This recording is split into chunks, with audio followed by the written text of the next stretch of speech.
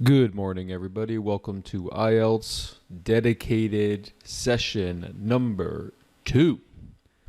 As you can see, the listening font is bigger than reading, writing, and speaking. So what that means is we are working on listening. How's everybody doing this morning? Is everybody good? All right. We do have some homework. We'll do it together. And then we will talk about the sections 3 and 4 of listening. For those of you who don't remember or don't know, how many IELTS listening sections are there? Yes, the Zoom issues still exist. I'm still trying to talk to Zoom. So there are 4 sections. Let's write this down. So the IELTS test has 4 sections. 1 through 10, 11 through 20, 21 through 30, and 31 through 40. So as you can see, it's very organized. And in theory, these are supposed to go from easy to most difficult. We don't always see that. You know, sometimes section 2 is easier than section 1. But in general, that's the trend that you're going to see. Some things that I've also learned about IELTS is that mostly it's just a giant vocab test. It's very different than the TOEFL because the TOEFL will measure things like main idea, which you never see in the IELTS. They never ask you a main idea question. The TOEFL will measure things like author's purpose. You never see that in the IELTS. The IELTS is basically just a detail test, and you can answer as you listen. You can see the questions beforehand. You don't have to go in order, whereas in the TOEFL you do. So they are actually quite different. You know, the TOEFL and the IELTS do both measure your English, but they tend to go about it in slightly different ways. It almost seems like the IELTS measures your ability to function in America or England. You know, like your ability to make a phone call or your ability to rent a flat. Whereas the American TOEFL test seems to measure your ability to function in university. Does everyone see that difference? Right? It's like there's like a society focus and then like an academic focus. The TOEFL tries to address that a little bit by having conversations, you know, in their listening. Those conversations are supposed to be more like kind of natural and casual based. And then the IELTS addresses their lack of academic stuff by typically having section number 4 be academic. So in most cases, this section right here is kind of like their academic portion. Okay, so before we begin, does anybody have any questions? Any questions whatsoever? Let me do one final check, make sure nobody else wants to get in here. We are still having that Zoom issue. I need to talk to them again today. I know it's frustrating. Okay. Let me just update everybody that I did that. I approved. Okay, I approved. So hopefully they're able to get in. Let me know if that works. And let me know if that works. Okay. Are you guys ready to review the homework? Here we go. So what I asked you to do is test 2 and 3. But we don't have time to do both of those, so we're going to do test 2 together. Now, let me show you what I'm looking for when I look at this. The very first thing I look for is the instructions. The instructions. One word and or a number. I then ask myself, can I make any predictions? So obviously, this is going to be somebody's name. This is going to be a number. This is going to be a number. This is going to be a job. This is going to be some kind of place. This is going to be some kind of a noun. And they're talking about transportation, so maybe better seats or something, seating. And then finally, this is going to be a noun as well. Having blank parking places for bicycle. I'm not exactly sure about this one. Things that would encourage cycling to work. This looks like it's an adjective describing parking places. So maybe like nearby. being able to use so obviously this is a noun, more specifically a noun that starts with a consonant sound. The opportunity to have cycling blank on busy roads. I believe this is a noun, but I'm not exactly sure. So these predictions are allowing me to better able navigate the listening. More importantly, keep in mind they might not use the word occupation. What word might they use? They might use the word job. They might use the word, instead of better, they might use the word improved. So keep in mind, they might change the vocabulary. Okay, any questions?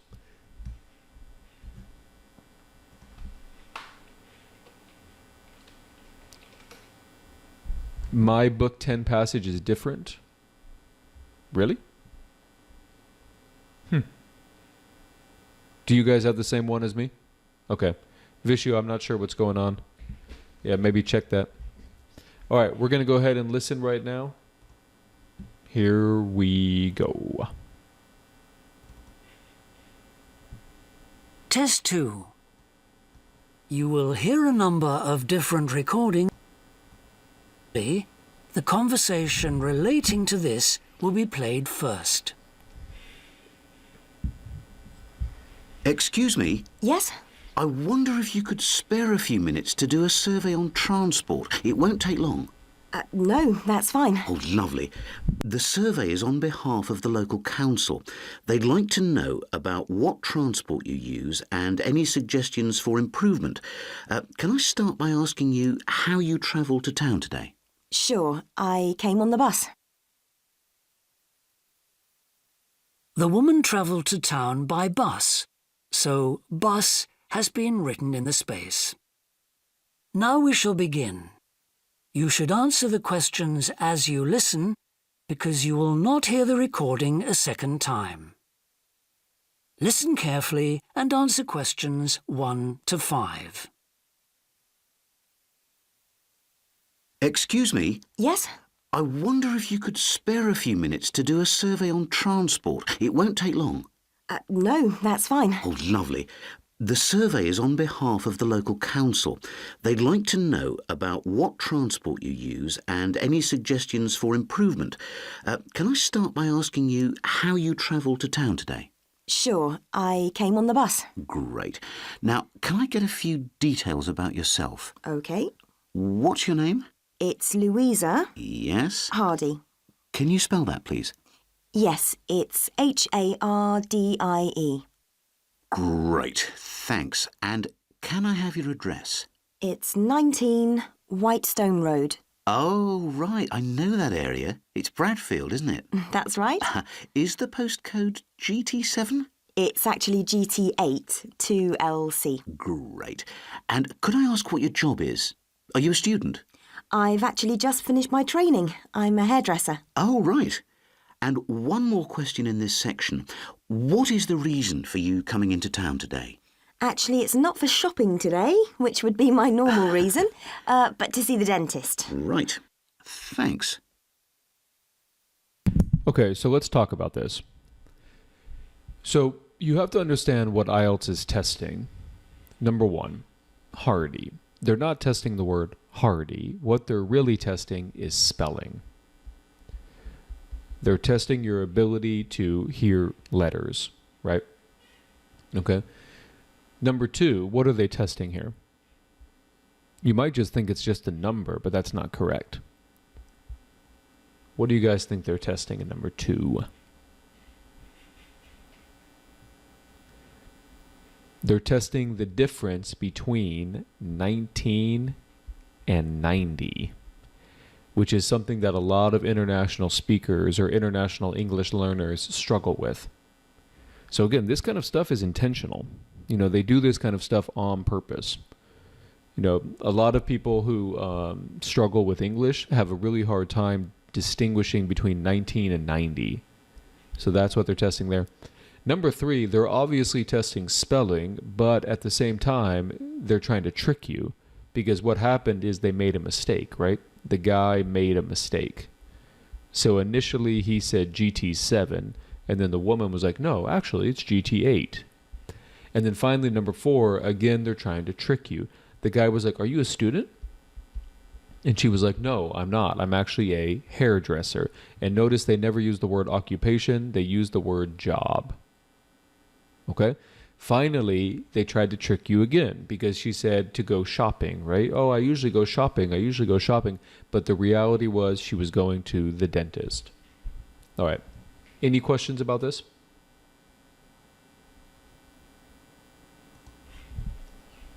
Any questions? What did you guys get 5 out of 5? All right. You guys are awesome. So probably the most difficult one was the postcode one. Right here. Here's some bad news about IELTS. If you make a couple of mistakes, it's not a big deal. But if you make a lot of mistakes, like let's say, for example, you get a 30 out of 40, your score is going to start dropping really fast. Really, really fast.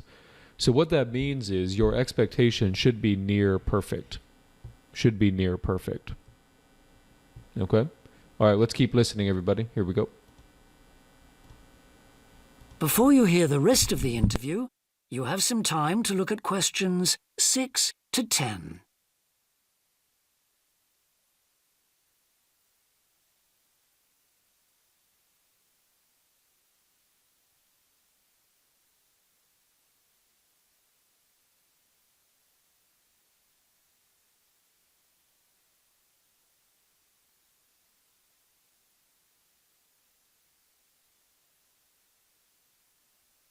Now listen and answer questions 6 to 10.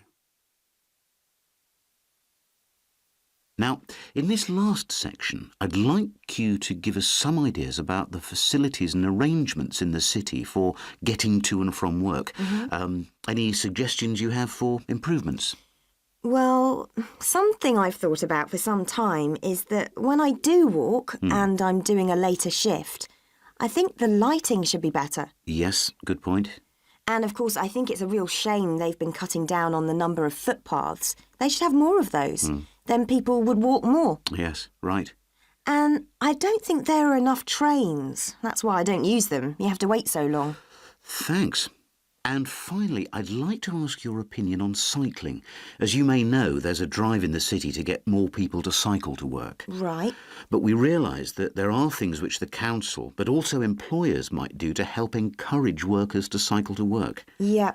Well, I have thought about it, and where I work, there are no safe places to leave your bikes. OK. And also, I'd have to cycle uphill, and on a hot day, I'd arrive at work pretty sweaty, so I think I'd need a shower somewhere at work. Right. And I suppose the last thing is that I wouldn't be all that confident about cycling on such busy roads. I think I'd like to see you offering training for that. You know, I'd feel a lot better about starting if that was the case. Well, that's very helpful. Thank you very much for your time. No problem. Bye. Okay, so let's see what we can take away from this. So they use the word better. They actually use the word, not better, beta, right? But they did use it. So why was this difficult? It was difficult because she said the word lighting before the word beta. Does that make sense? If you were sitting here waiting for beta lighting, you would be stuck because that wouldn't work. She said the lighting could be better, which means she said the answer before the better. So be very careful here. IELTS likes to be tricky like this. All right. She never used the word frequent, did she? She just said they're never on time, which means, oh, she wants them to be more frequent. So trains is that answer. She said that there's no safe places for the bicycles, but it's not like she specifically said, I want to have a safe place. She just said safe places don't exist. And then you had to kind of infer that, oh, okay, she wants safe places. Being able to use a shower at work, again, maybe not that difficult. You get a lot of clues here with the It cannot start with a vowel sound. And then finally, cycling training. Okay, any questions about this? For question 8, Louisa said no safe. So Anupam, you bring up a good point. So if I put the phrase no safe here, first of all, how many words is that? That's 2 words. So that would be wrong. And then also, is this grammatically correct? No, it's not grammatically correct. I mean, I suppose it is. Okay, actually, I take that back. Anupam, I take that back. However, there is another problem. Things that would encourage cycling to work. So the answer here has to be something that would encourage it. Having no safe parking places would not encourage it. Okay, Anupam, does that make sense? Yeah. All right, guys, if there are no questions, let's go ahead and look at section number 2. Okay, so here's section number 2. What I want you guys to do is I want you to take a minute or so, and I want you to think about how they might rephrase some of this stuff. Okay, so for example, it doesn't have to be just the question, it could also be the answer choices. So take about 1 or 2 minutes. Do you see any words here that might be rephrased?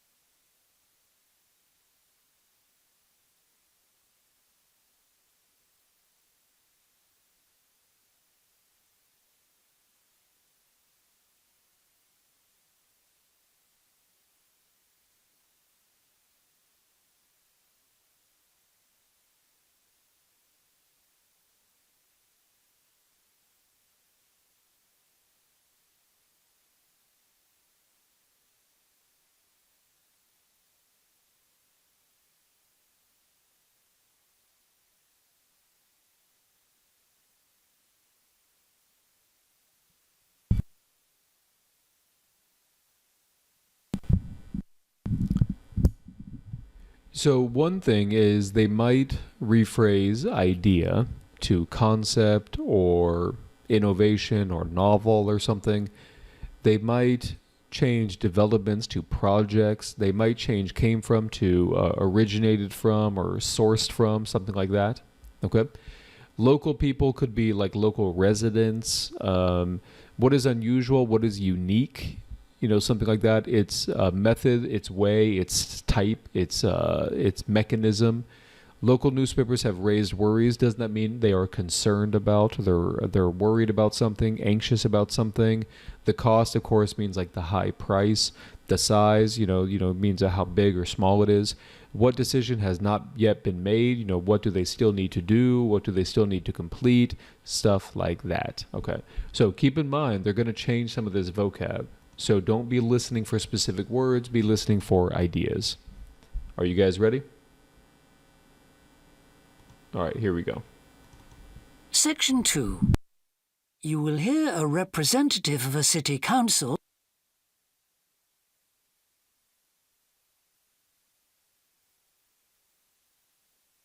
Now listen carefully and answer questions 11 to 14. Good morning. I'm very pleased to have this opportunity to say a little about 2 exciting new developments in the city: the Brackenside open-air swimming pool and the Children's Adventure Playground in Central Park.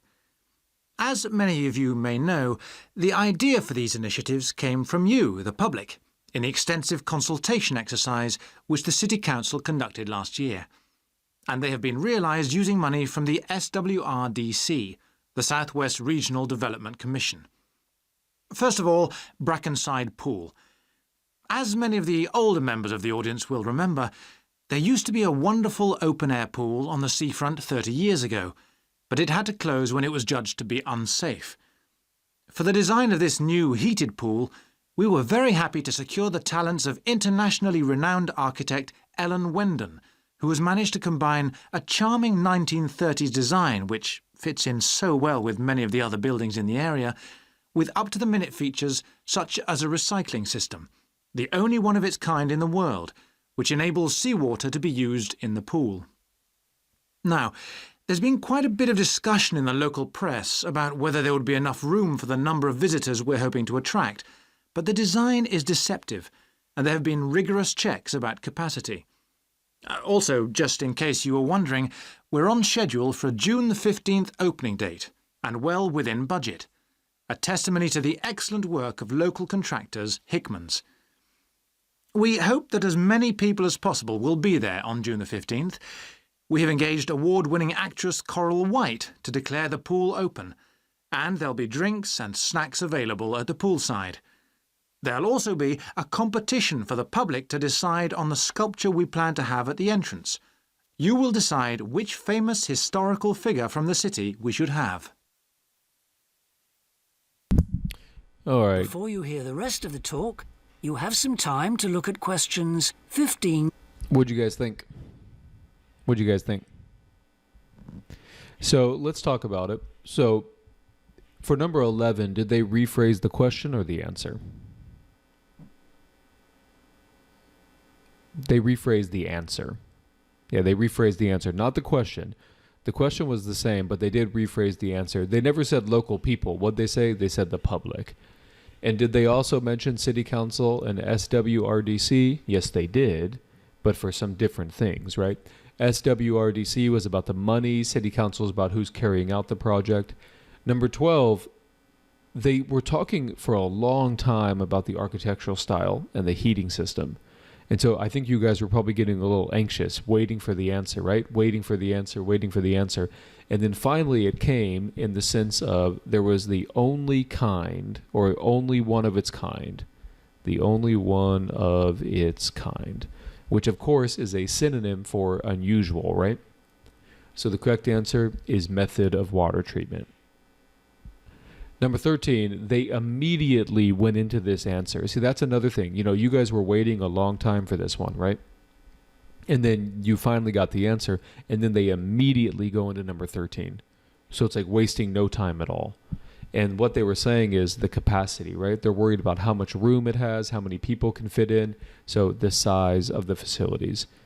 And then finally, what decision has not yet been made? They already decided who will open it. It's world-renowned actor Carl White.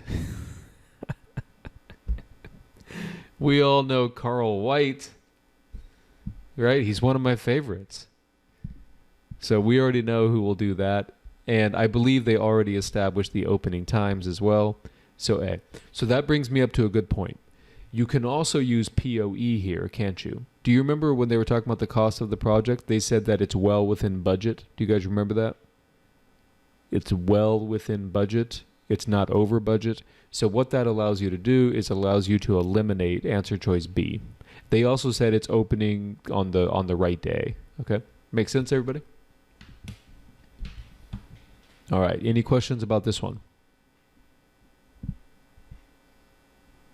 All right. We have a question from Nawaz. Hey, Nawaz. How are you? Yeah, I'm fine. How are you, Greg? I'm good.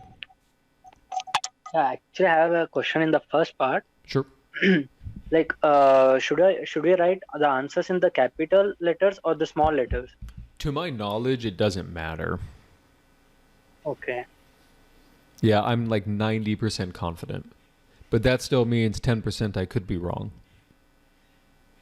Okay. So, which one will be better? Because I have the exam this month. I would probably Google it to make sure. Just say, is it okay if I don't capitalize in the listening? Something like that. Yeah. Okay. Sure. Yep. Thanks. Yep, no problem. All right. Any more questions, guys? Okay, we do have 6 more questions. All right. One thing about IELTS is IELTS has a lot of variety. Whenever something has a lot of variety, what should you do? You should read the directions, right? Make sure you're actually following what they're telling you to follow. So if you look at these directions up here, what exactly are they asking you? They're saying choose 6 answers from the box and write the correct letter A through I. So for example, they're going to be talking about features of various regions. You know, so maybe like, I don't know, South America, music and film, Africa, jewels or waterways or whatever, right? It doesn't matter. Just keep in mind what they're doing here. Okay, are you guys ready to listen? All right, here we go. To 20.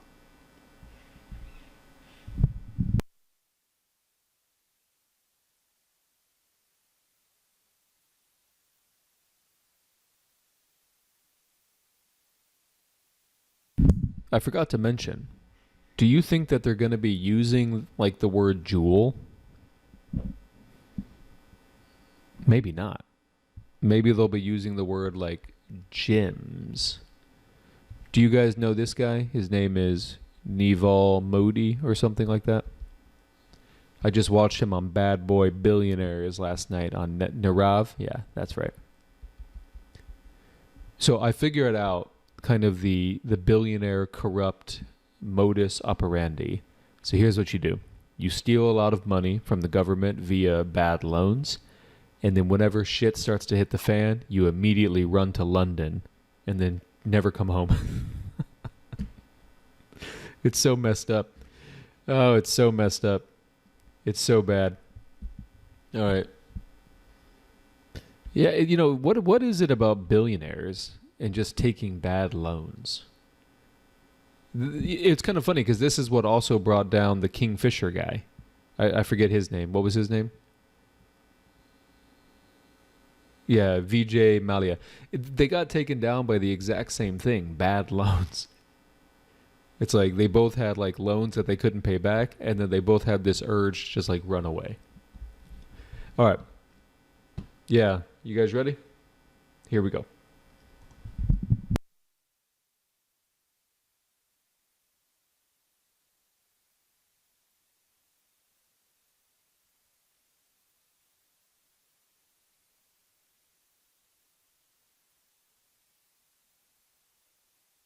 Now listen and answer questions 15 to 20. And now, moving on to the Central Park Playground, which we're pleased to announce has just won the Douglas Award for Safety. The news came through only last week. The unique design is based on the concept of the global village, with the playground being divided into 6 areas showing different parts of the world, each with a representative feature. For example, there is a section on Asia, and this is represented by rides and equipment in the shape of snakes, orangutans, tigers and so on, fauna native to the forests of the region. Moving south to the Antarctic, we couldn't run to an ice rink, I'm afraid, but opted instead for climbing blocks in the shape of mountains. I thought they could have had slides for the glaciers, but the designers did want to avoid being too literal. Then on to South America. And here the theme is El Dorado, games replicating the search for mines full of precious stones. And then, moving up to North America, here there was considerable debate.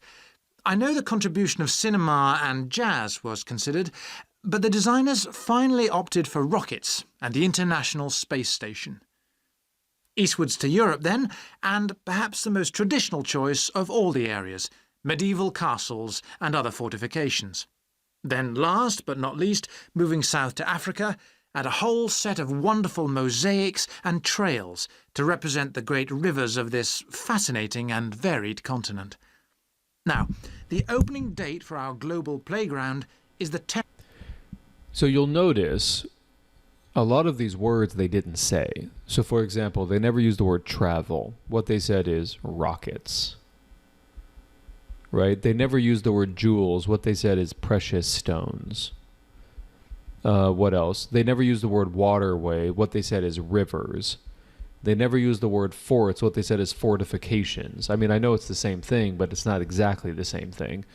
They never used the word local animals. I think they said like fauna, local, or something like that. They used the word fauna. Yeah.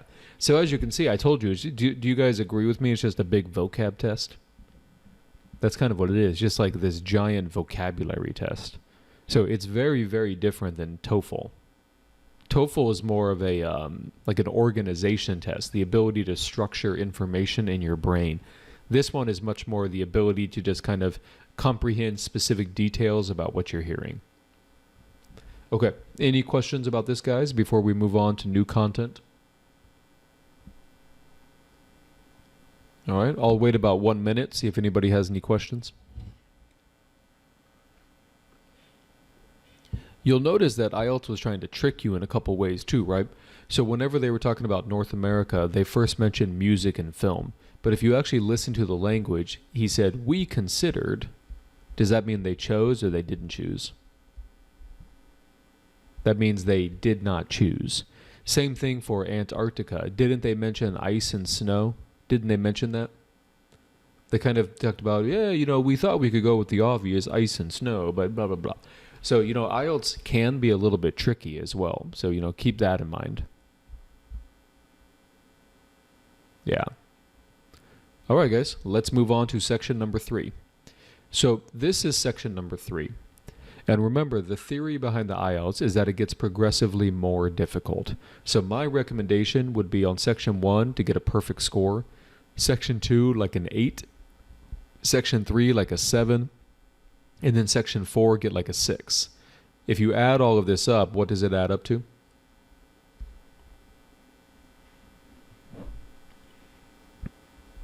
Not 41, 31, right? So 31 right there. 31 out of 40. What IELTS score would that give you? That would probably give you a 7.0. Would you guys be happy with that?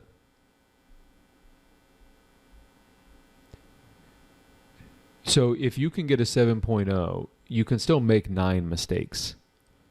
If you want to get higher, your mistakes have to be much less frequent. So for example, section 1, 10, section 2, 9, section 3, 8, and then section 4, 7. That would add up to a 34. So what is that going to give you? That's going to probably give you a 7.5 or an 8.0, something like that. But put it this way, much like TOEFL, if you start making mistakes, your score is going to drop precipitously. It's going to drop very quickly. So just keep that in mind. Okay? Are you guys ready? So what I want you to do, take about a minute, and just like before, see if you can think about any vocab that might be changing here. All right, take 1 minute.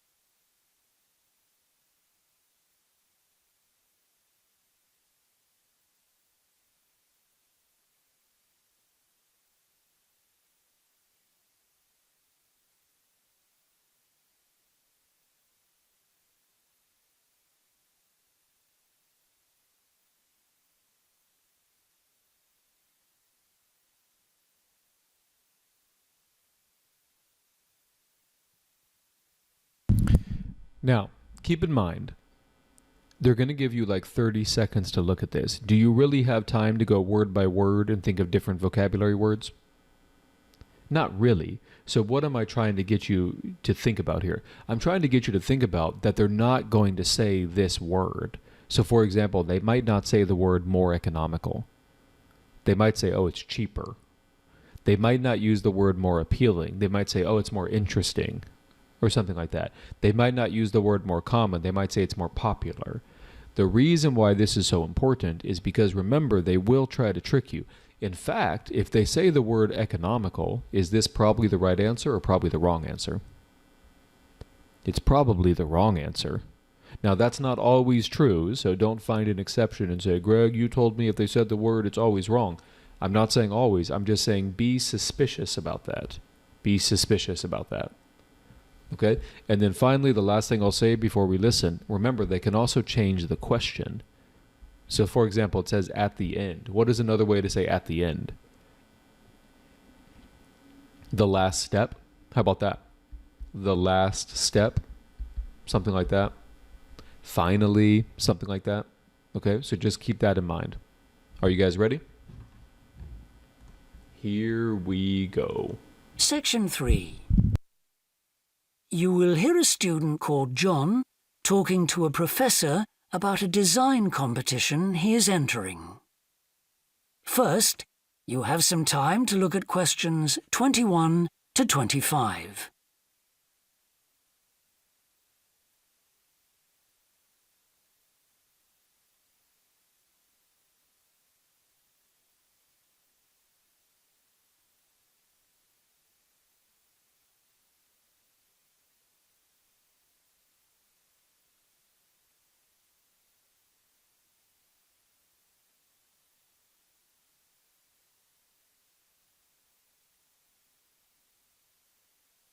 Now listen carefully and answer questions 21 to 25. Hello, Professor. I'm John Wishart. I'm working on my entry for the Global Design Competition. My tutor said you might be able to help me with it. Ah, yes, I got a copy of your drawings. Come in and tell me about it. What sort of competition is it? Well, it's an international design competition, and we have to come up with a new design for a typical domestic kitchen appliance. I see. And are there any special conditions? Does it have to save energy, for example? Actually, that was the focus in last year's competition. This year's different. We have to adopt an innovative approach to existing technology, using it in a way that hasn't been thought of before. I see. That sounds tricky. And what kitchen appliance have you chosen? Well, I decided to choose the dishwasher. Interesting. What made you choose that? Well, they're an everyday kitchen appliance in most Australian houses, but they're all pretty boring and almost identical to each other. I think some people will be prepared to pay a little extra for something that looks different. It's a nice idea. I see you've called your design the rock pool. Why is that? Basically because it looks like the rock pools you find on a beach. The top is made of glass so that you can look down into it. And there's a stone at the bottom. Is that just for decoration? Actually, it does have a function. Instead of pushing a button, you turn the stone. So it's really just a novel way of starting the dishwasher. That's right. It's a really nice design, but what makes it innovative? Well, I decided to make a dishwasher that uses carbon dioxide. In place of water and detergent? How will you manage that? The idea is to pressurise the carbon dioxide so that it becomes a liquid. The fluid is then released into the dishwasher where it cleans the dishes all by itself. Sounds like a brilliant idea. Your system will totally do away with the need for strong detergents. So what happens once the dishes are clean? Well, to allow them to dry, the liquid carbon dioxide and the waste materials all go to an area called the holding chamber. That's where the liquid is depressurised and so it reverts to a gas. Then the oil and grease are separated out and sent to the waste system. It sounds like you've thought it all out very thoroughly. So what happens to the carbon dioxide once the process is complete? Not wasted, I hope. Actually, that's where the real savings are made. The carbon dioxide is sent back to the cylinder and can be used again and again. What a terrific idea. Do you think it will ever be built? Probably not, but that's okay. Well, I'm sure a lot of positive things will come out of your design. So a couple things here about the IELTS. What they typically have is 50% British accents, 25% Australian accents, and then 25% North American accents. Now, that's not always true. They sometimes have like a Singaporean accent or even an Indian accent or something like that. But in most cases, it's going to be kind of a mix between British, Australian, and American and Canadian. Okay, so this was obviously the Australian one, right? This was obviously the Australian accent because they literally said, hey, we're from Australia. Okay, so let's actually listen to this one again and talk about the language that they're using here. Hello, Professor. I'm John Wishart. I'm working on my entry for the Global Design Competition. My tutor said you might be able to help me with it. Ah, yes, I got a copy of your drawings. Come in and tell me about it. What sort of competition is it? Well, it's an international design competition, and we have to come up with a new design for a typical domestic kitchen appliance. So the first thing he says is we have to come up with a new design for a typical domestic appliance. So first of all, he just said a typical appliance, which means current technology. He never said a typical energy-saving appliance, so we know that's wrong. Let's keep listening. I see. And are there any special conditions? Does it have to save energy, for example? Does it have to save energy? Watch this. Actually, that was the focus in last year's That was last year's, so that means not this year. So do you see how POE leads me to C? Do you see how process of elimination? Now let's see if we can confirm that. competition. This year's different. We have to adopt an innovative approach. An innovative approach. What is a synonym of new, everybody? Innovative. Innovative. Aluminium. This aluminium is super innovative. As I drink my tea. Okay. Hanan loves my British accent. Yeah. Hanan, I can keep doing it all day, Hanan. Innovative. This is super innovative. Okay. All right, so a synonym of new is innovative, and use would be, I think he used the word approach, right? Didn't he use the word approach? I think is what he said. So again, notice it's just a big vocab test. To existing technology. To existing technology means current technology, does it not? Using it in a way that hasn't been thought of before. And then he even repeated himself, using it in a way, which means use, that hasn't been thought of before, which means new. Okay, so number 21 is clearly C. I see, that sounds tricky. And what kitchen appliance have you chosen? Well, I decided to choose the dishwasher. Interesting. Washa. What made you choose that? Well, they're an everyday kitchen appliance in most Australian houses, but they're all pretty boring. Boom, right here. They're all boring. So if he thinks they're all boring, what does he want to do to it? What does he want to make dishwashers? Doesn't he want to make dishwashers less boring? So which one matches with this one?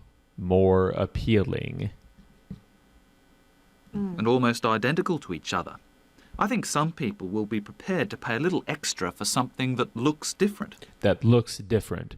Look at the three choices. Which one most closely matches with looks different? More appealing, right? It's a nice idea. I see you've called your design the rock pool. Why is that? Basically because it looks like the rock pools you find on a beach. The top is made of glass so that you can look down into it. And there's a stone at the bottom. Is that just for decoration? Is that just for decoration? I guarantee you the decoration answer is going to be wrong, right? Do you see how clearly she used the word decoration? That is a clear red flag that that's not the correct answer. Is that just for decoration? That's a clear red flag. Actually, it does have a function. Instead of pushing a button, you turn the stone. Okay, so he never uses the word switch, but he does say you turn the stone instead of pushing the button. So it's really just a novel way of starting the dishwasher. Right there, starting. Of course, starting means switch it on, right? In your language, do you guys say turn on the lights or open the lights? What do you guys say? You say turn on or open? Yeah, I know a lot of languages say open. Yeah, obviously in English we say turn on, right? That's right. It's a really nice design, but what makes it innovative? Now, here's the interesting thing. There's actually a very large gap between these two answers. I think the gap is like 30 to 45 seconds. 30 to 45 seconds. So whenever this happens, what am I doing? I'm waiting for what phrase? What phrase am I waiting for, guys? I'm waiting for holding chamber. This is what I'm waiting for. And you'll notice it doesn't come for a long time. Well, I decided to make a dishwasher that uses carbon dioxide. In place of water and detergent? How will you manage that? The idea is to pressurise the carbon dioxide so that it becomes a liquid. The fluid is then released into the dishwasher where it cleans the dishes all by itself. Sounds like a brilliant idea. Your system will totally do away with the need for strong detergents. So what happens once the dishes are clean? Well, to allow them to dry, the liquid carbon dioxide and the waste materials all go to an area called the holding chamber. Finally. So do you see how big that gap was? It was a pretty big gap. And whenever that happens, you can kind of take a break. Kind of just chill and relax a little bit. That's where the liquid is depressurized, and so it reverts to a gas. It reverts to a gas. Of course, changes back. A synonym of that is going to be revert. Everyone agree with that? Again, just a big vocab test. Just a big vocab test. Then the oil and grease are separated out and sent to the waste system. It sounds like you've thought it all out very thoroughly. So what happens to the carbon dioxide once the process is complete? Once the process is complete, obviously is a synonym for at the end, right? So here we go. Not wasted, I hope. Actually, that's where the real savings are made. The carbon dioxide is sent back to the cylinder and can be used again and again. Again and the American accent, we say again, again, again, again and again. again and again. I'm going to start saying that around California. And I did it again and again. They're like, what is wrong? All right. Anyway, cool. Sound good, everybody? Any questions about how IELTS listening works? Okay, so we're going to have you guys do the next part. I'm not going to slow it down. I'm not going to talk about it. I'm not going to give you time to predict. This is when you test your skills and your abilities. Are you guys ready? So on your piece of paper, write down 26 to 30. So write down 26 to 30. So you can give answers. The only tip I'm going to give you is don't forget to read the directions. All right, here we go. Good luck, everybody. What a terrific idea. Do you think it will ever be built? Probably not, but that's okay. Well, I'm sure a lot of positive things will come out of your design. Before you hear the rest of the discussion, you have some time to look at questions 26 to 30.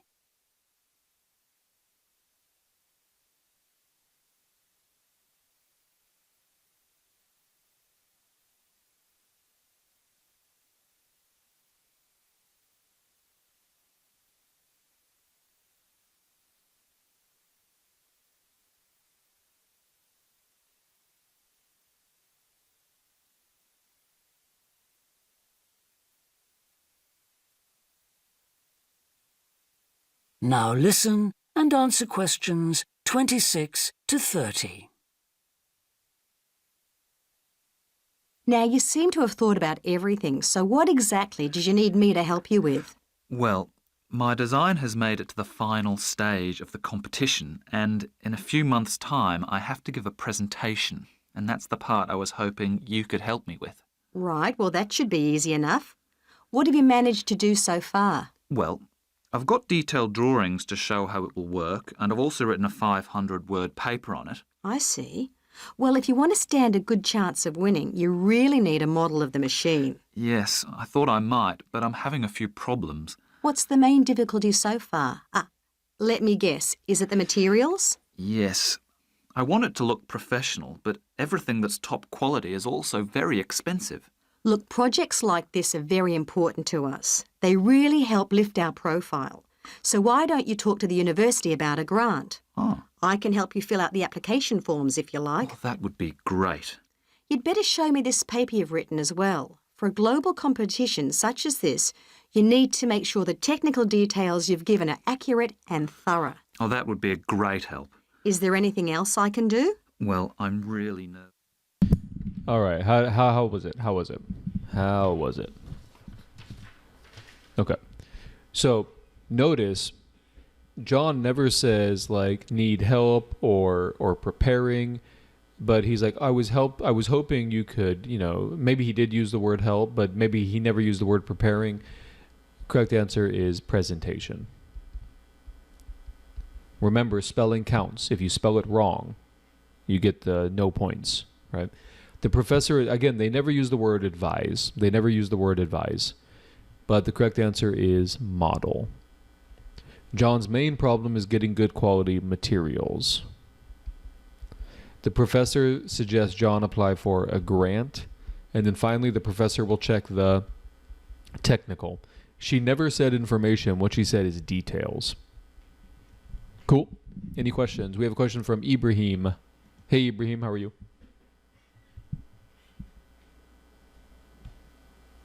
You have to unmute your microphone, Ibrahim. Ghosted. All right. Any more questions? So we do have section 4. So here's section 4, everybody. Section 4, I told you, is typically the most academic lecture. What do I mean by academic?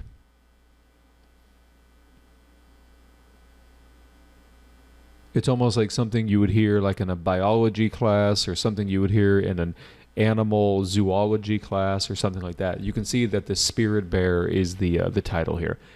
Also, this is just a guess. I'm not lying. I haven't heard this before. My guess is it's going to be an American accent. Why am I guessing that? Have we heard the American accent yet? We haven't heard it yet. So far, we've heard a lot of English accents. We heard an Australian accent. We have not heard our North American accent. Now, I could be completely wrong. I could be completely wrong about that, but that's my guess. Finally, with section number 4, there's no stopping, which means it goes all the way through 31 through 40. Are you guys ready to put your skills to the test? You guys are going to practice this by yourself. Everyone look at the directions. How many words can we write? 1. Here we go. Good luck. Section 4. You will hear a university lecture about an endangered bear in British Columbia, Canada, known as the spirit bear. First, you have some time to look at questions 31 to 40.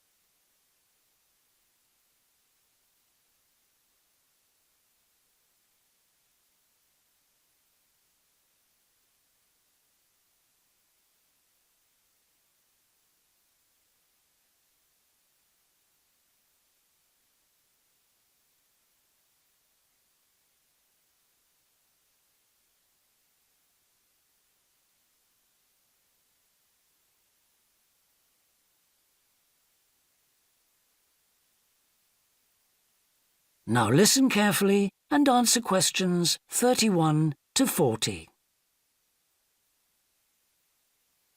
Today, we continue our series on ecology and conservation with a look at a particularly endangered member of the black bear family. 1 in 10 black bears is actually born with a white coat, which is the result of a special gene that surfaces in a few. Local people have named it the spirit bear, and according to the legends of these communities, its snowy fur brings with it a special power. Because of this, it has always been highly regarded by them, so much that they do not speak of seeing it to anyone else. It is their way of protecting it when strangers visit the area. The white bear's habitat is quite interesting. The bear's strong relationship with the old-growth rainforest is a complex one. The white bear relies on the huge, centuries-old trees in the forest in many ways. For example, the old-growth trees have extremely long roots that help prevent erosion of the soil along the banks of the many fish streams. Keeping these banks intact is important because these streams are home to salmon, which are the bear's main food source. In return, the bear's feeding habits nurture the forest. As the bears eat the salmon, they discard the skin and bones in great amounts on the forest floor, which provide vital nutrients. These produce lush vegetation that sustains thousands of other types of life forms, from birds to insects and more. Today, the spirit bear lives off the coast of the province of British Columbia on a few islands. There is great concern for their survival, since it is estimated that less than 200 of these white bears remain. The best way to protect them is to make every effort to preserve the delicate balance of their forest environment. In other words, their ecosystem.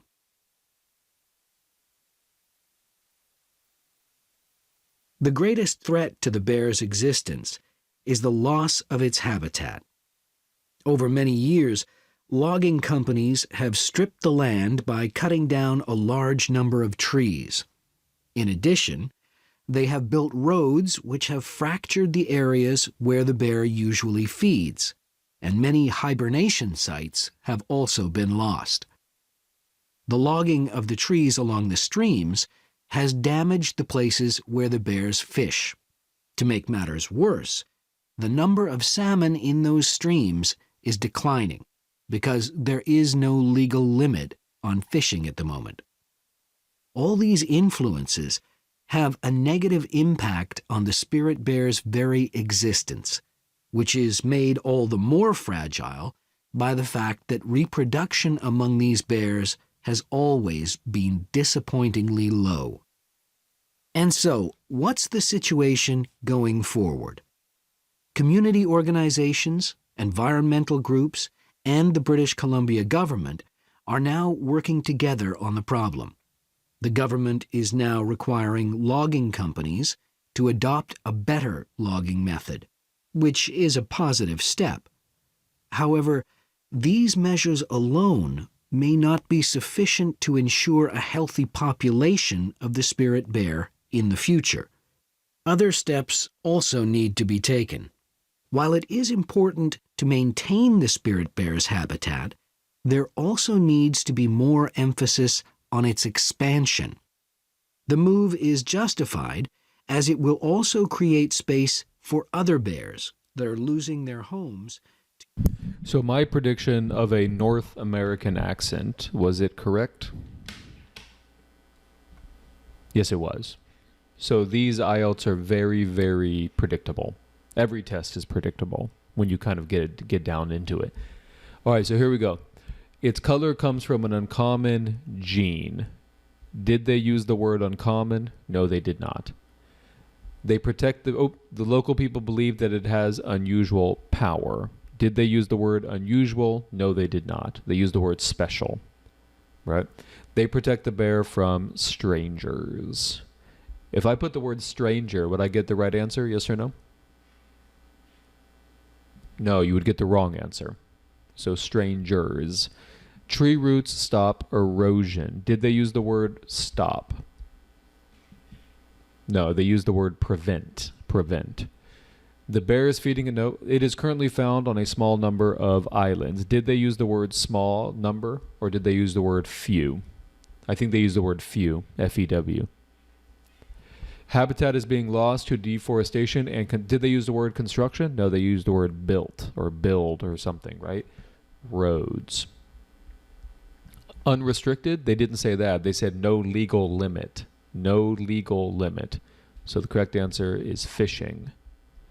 And then finally, did they say low rate? I think they did, but they said it after the answer being reproduction.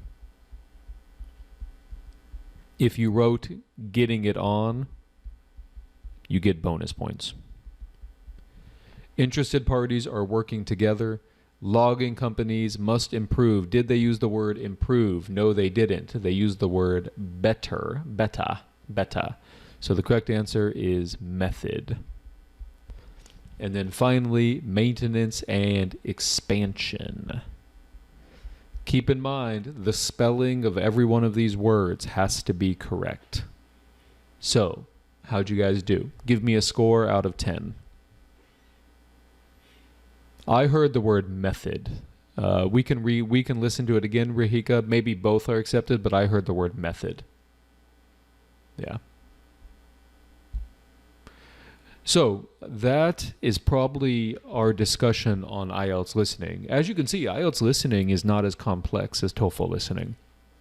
It's really just detail. I mean, it's just detail and vocab, detail, vocab, detail, vocab. It's also avoiding the trick.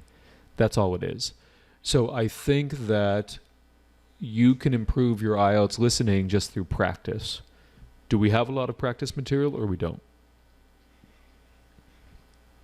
We have a ton of practice material. A ton. Because remember, there's like 16 IELTS books. Each one contains 4 tests. 64 tests. Each test contains 4 sections. What's 64 times 4? Isn't that 256? So we're talking about 256 listening sections. Each section has 10 questions, so we're talking about 2,560 questions. Cool. Now, those of you who feel like spending money on these books is a waste of money, first of all, it's not. And need I remind you that you guys are willing to go into vast amounts of debt to finance your master's degree. So, if this helps you get to your master's degree, right? Make sense? I think each one of these books is like $20. So you can get like 5 of them for $100. That's a lot of practice tests. All right, guys. Any questions? Any questions? Hey, Nawaz, how are you? Yeah, I'm fine. What's up? I'm fine. Actually, I had a question. I got 38 out of 40, Mm-hmm. and I have the exam on 24th. So how frequent I should practice the listening test? I think relatively frequent. I'm not saying all the time, but 38 out of 40 is good. So that would be an 8.5 out of 9.0.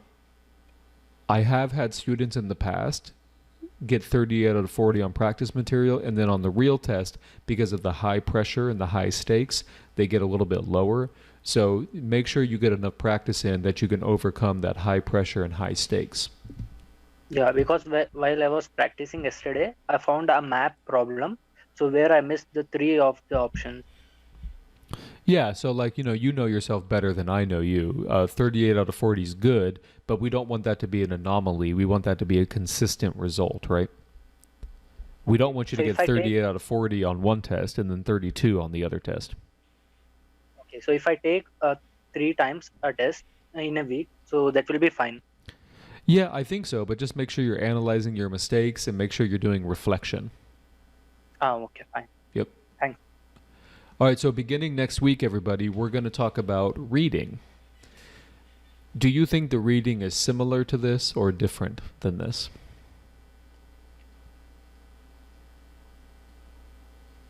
It's the exact same thing. It's the exact same thing. So remember, listening is just a giant vocab test, right? What do you guys think about the reading? You will see it's just a giant vocab test.